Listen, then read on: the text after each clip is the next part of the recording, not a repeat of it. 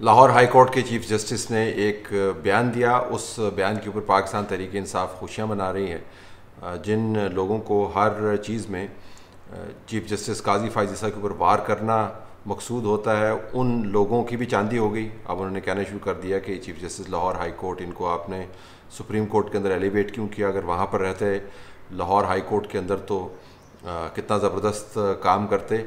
अगर इनको एलिवेट ना किया जाता तो इसका बिल्कुल बरक्स आर्गूमेंट कर रहे होते। आपको याद होगा कि पेशावर हाई कोर्ट के चीफ जस्टिस साहब जो रिटायर हो गए, जब उनका मामला प्रमोशन का रुका किसी भी वजह से, तो उन्होंने फिर ऐसा अलम एहतजाज बुलंद किया कि पाकिस्तान तहरीक इंसाफ को सिर्फ पेशावर हाई कोर्ट ही अच्छी लगती थी अपनी बेल लेने के लिए, अपने मुकदमात के अंदर सहूलत देने के लिए।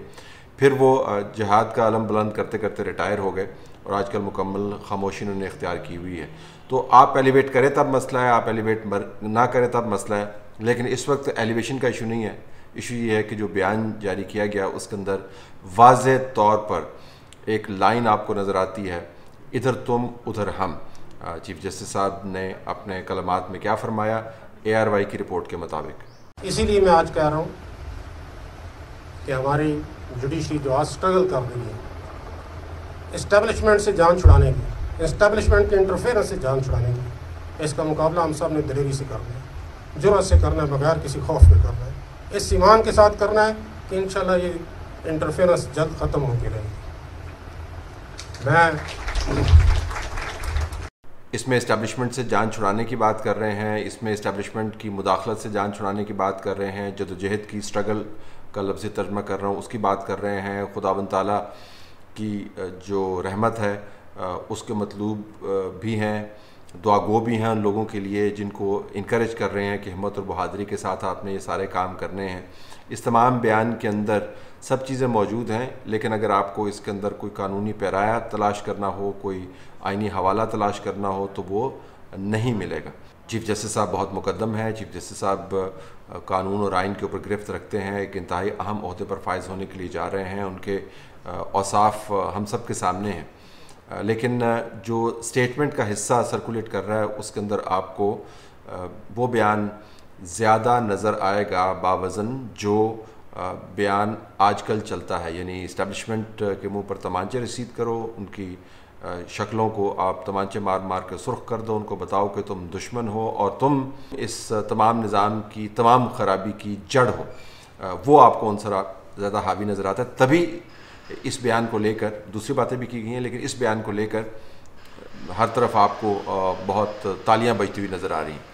अब इसका अंजाम क्या होगा इसका हमें इल्म नहीं है। ये बहुत अच्छी बात है कि अदराक बढ़ना शुरू हो गया कि इस्टेब्लिशमेंट को, फ़ौज को बुनियादी तौर पर और ISI और दूसरे इंटेलिजेंस इदारों को, अब वो चूँकि नाम नहीं लेते हैं, लेकिन नाम रोकना कोई मुनासिब बात नहीं। मेरे ख्याल में खुल के बात होनी चाहिए और ऐसे तमाम बयानात के अंदर जब भी इस्टेब्लिशमेंट का जिक्र हो, क्योंकि कानून जो इन्फोर्स करने वाले हैं उनका ख़ासा ये है कि वो प्रिसीजन के अंदर जाते हैं। तजिया निगार हम जैसे जो हैं कभी कभार अपना दायां बायां रास्ता निकालने के लिए इस्तिलाहात की भरमार कर देते हैं और उसके पर्दे के नीचे से चुपके से निकल जाते हैं। सियासतदान ऐसी बातें करते हैं, लेकिन कानून का जो नफाज करने वाले हैं उनको बिलखसूस इस बात का ख्याल रखना चाहिए कि मुबहम इस्तिलाहात से इज्तनाब बरतना चाहिए और फिर उसके बाद कानूनी रस्तों की तरफ आपको ज़्यादा माइल करना चाहिए लोगों को। तो नाम लेना चाहिए, बड़ा ज़रूरी है। नाम लेकर हमें बताना चाहिए कि कौन लोग हैं जिनसे हम नबर्द आज़माएँ। तो ज़ाहिर फिर फ़ौज ही है और फिर ISI है और MI है, इसके अलावा तो इस्टेब्लिशमेंट और कौन है। इस्टेब्लिशमेंट का अगरचे मेरा मानना यह है कि इस्टेब्लिशमेंट एक बड़ी वसी टर्म है, क्योंकि हर कोई इस इस्टेब्लिशमेंट के सिस्टम का हिस्सा रहा है। बहुत सारे जज साहिबान जिनको मैं जानता हूँ ज़ाती तौर पर, वो इस्टेब्लिशमेंट की उंगली पकड़ कर पहियों पहियों उन्होंने चलना सीखा। उसके बाद मुख्तलिफ़ सीढ़ियाँ चढ़ते हुए वो इस मुकाम पर पहुँचे कि अब आकर वो इस्टेब्लिशमेंट के ख़िलाफ़ बाकायदा मजबूत महाज की सूरत में अपने आप को मुतय्यन करते हुए नज़र आते हैं। उनको मैं जानता हूँ। मौजूदा चीफ जस्टिस साहब जो हैं, जो अब एलिवेट होकर सुप्रीम कोर्ट में जाएंगे, यकीनन जज्बा ईमानी से सरशार हैं और ये वाक़तन अच्छी नीयत के साथ ये बात कर रहे होंगे, लेकिन मेरा मानना ये है कि जब आप टारगेट को सेट करते हैं तो कानूनी पैराई के अंदर उस टारगेट को सेट करना है। तो नंबर एक, हमें इस तरह हाथ के पीछे नहीं छुपना चाहिए, वाज़ेह अंदाज से बताना चाहिए, फिर बताना चाहिए। दूसरा, इससे भी ज़्यादा अहम नुकता है, बताना ये चाहिए कि ये जो इंटरफेरेंस है इसका सीक्वेंस क्या है।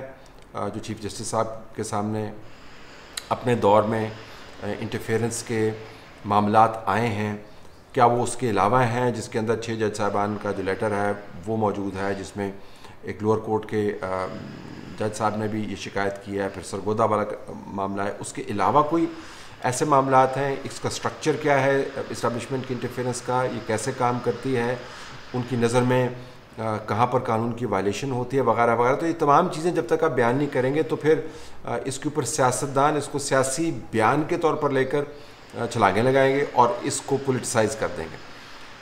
दूसरी बात, इसका फिर हतमी जो जदोजहद का तरीका है वो आइनी और कानूनी है। यहाँ पर आके मामला फिर मज़ीद गंभीर हो जाता है, वो इस तरीके से कि आपको फिर ट्रेल ऑफ एविडेंस इस्टेब्लिश करना होता है, आपको बताना होता है कि कैसे आपने इस इस्टेब्लिशमेंट के जो मनहूस अज़ाइम हैं जिनके ख़िलाफ़ आप नबर्द आज़माए हैं और जदोजहद कर रहे हैं और दूसरों को भी इनकरेज कर रहे हैं कि आप जाएं, उन अज़ाइम की नौइयत क्या है, उन अज़ाइम को इम्प्लीमेंट करने के लिए उनने क्या क्या कार्रवाई की है और उसके ऊपर कौन कौन सा कानून लागू होता है।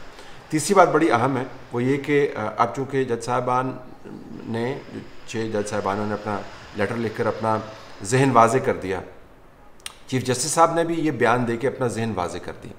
तो अब जब वो सुप्रीम कोर्ट में तशरीफ़ ले जाएंगे या जब भी अपने मनसब की ज़िम्मेदारियाँ मज़ीद संभालेंगे या जो मौजूदा ज़िम्मेदारियाँ इनको डिस्चार्ज कर रहे होंगे, जब भी ये काम करेंगे तो उनका जहन अब डिक्लेयर्ड जहन है।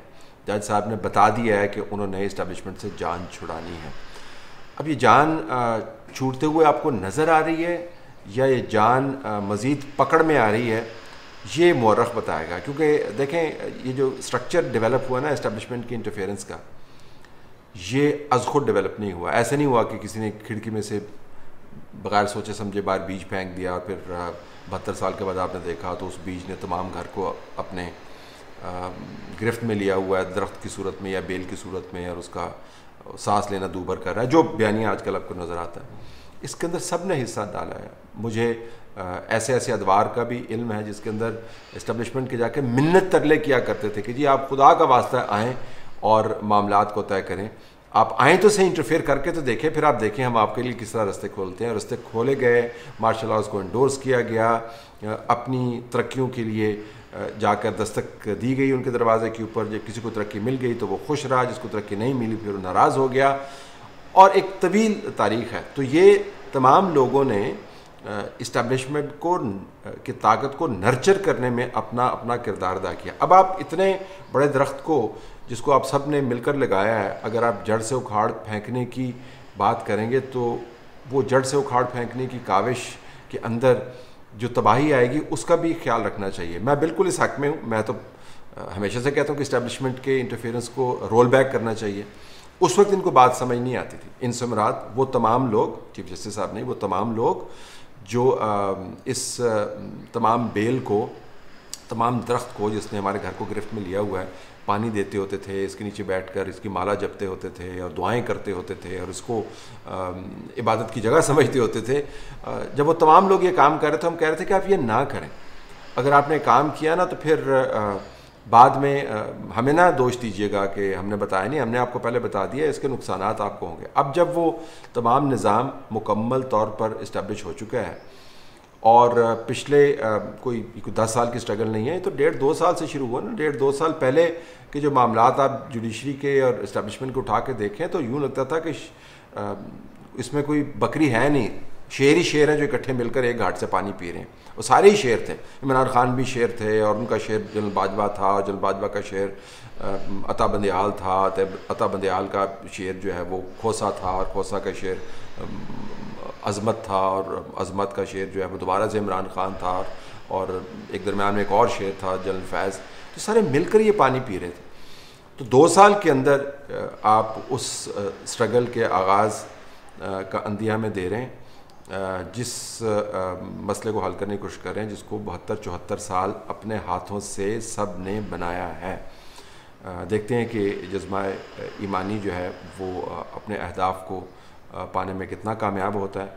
लेकिन अब ये वाज़े हो गया है कि चीफ जस्टिस साहब इस तमाम मामले में सियासी तौर पर कहाँ पे खड़े हैं, कानूनी तौर पर कहाँ पे खड़े हैं, और उन्होंने चूँकि हम सबको ये इनकरेज किया है, मीडिया वालों को और वकला को, कि आप भी इसके अंदर हिस्सा डालें, लगता यूँ है कि वो इसके अंदर एक लीड रोल प्ले करना चाहते हैं। देखते हैं कि उस लीड रोल की शक्ल क्या होती है, उसकी साख्त क्या होती है और कितना मौसर होता है।